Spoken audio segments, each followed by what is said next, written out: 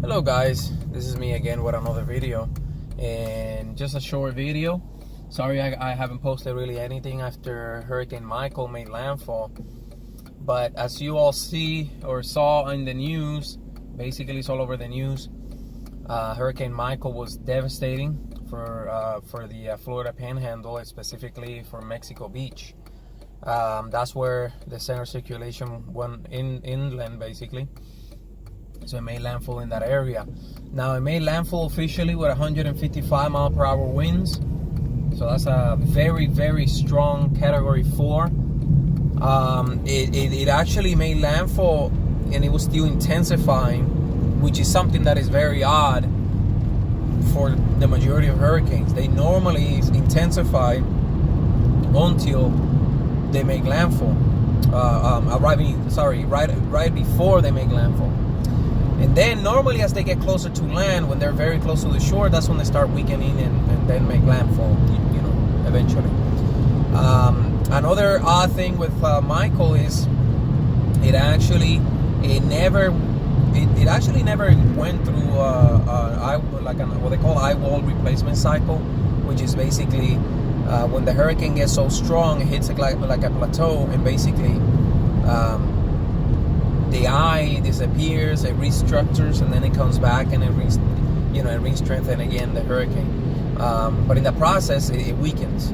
So people were basically talking about that it was going to happen, but it never did. And I think it had to do with the timing. This hurricane intensified quickly within a matter of days. It was almost Category 5. Different from Maria and Irma, where they had high intensity winds like Category 4, Category 5 for days and days and days. So the longer the storm is actually very strong, the higher the probability that it's going to go through a replacement cycle, an eye wall replacement cycle. So that didn't happen with Michael because it didn't really have a lot of time at sea, and basically that's the reason why. But I wouldn't be surprised if within the next few months or possibly years, because it happens, that did happen with Hurricane, what I'm going to say basically happened with Hurricane Andrew. Hurricane Andrew was actually upgraded to a Category 5, if I'm not mistaken, years after it made landfall. So it's a possibility that Hurricane Michael, they will do the same thing, because the devastation is crazy. It's so bad. Literally houses completely got flattened. It was something out of this world. It was the first hurricane ever to be that strong in the Florida Panhandle. It actually was the third most intense hurricane to make landfall in the United States, and it's only behind Hurricane Camille. On the first spot in 1969, it had a pressure of 900 millibars when it actually made landfall.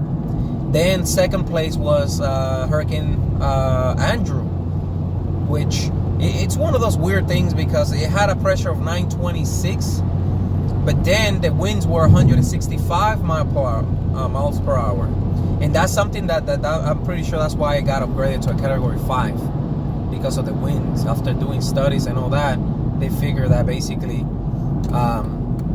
the winds were really strong, stronger than what they anticipated. And another thing is they assess the damage, the destruction, and based off of that, they calculated if it was possible that the hurricane basically had the intensity of the winds based on the damage, basically. And then on third place, you have Hurricane Michael with a pressure of 919 millibars. So it actually surpassed Hurricane Maria and also Hurricane Katrina, which both of them are tied for, in other words, the fourth place for 920 millibars. So 1 millibar less was Hurricane Michael when it made landfall. Now, so far, I will say probably about 19-20 deaths so far as of this video. Today's October 12th. See, I'm used to having this these talks of this kind of hurricanes in September, not in October. That's why Michael is such a different. It's actually the strongest hurricane in ever in recorded history in October. That's how rare Michael was.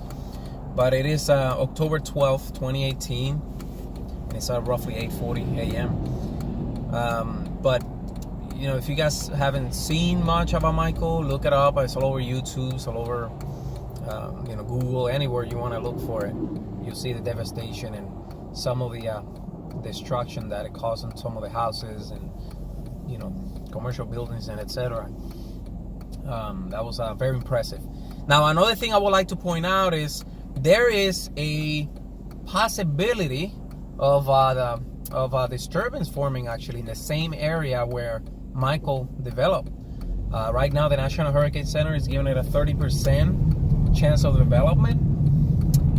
This one looks like it's probably gonna drag a little more. It's not gonna form as quickly as Michael did, but it looks like it's gonna come across Central America, so it's gonna be probably shredded apart, and then there's a possibility that it might actually form. But so far it's 30%. That's all the National Hurricane Center is giving it.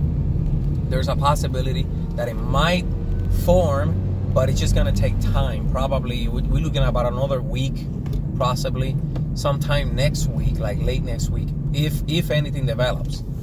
But I'll be honest with you, if something develops in the same region, I mean, that would be insane. I mean, if you ask me, that would be very, very bad. The Gulf doesn't need another hurricane, especially what happened with Michael. So we'll see what happens. If anything forms, I'll keep you guys posted as always. And this is it for today, or for at least for now. Have a good day.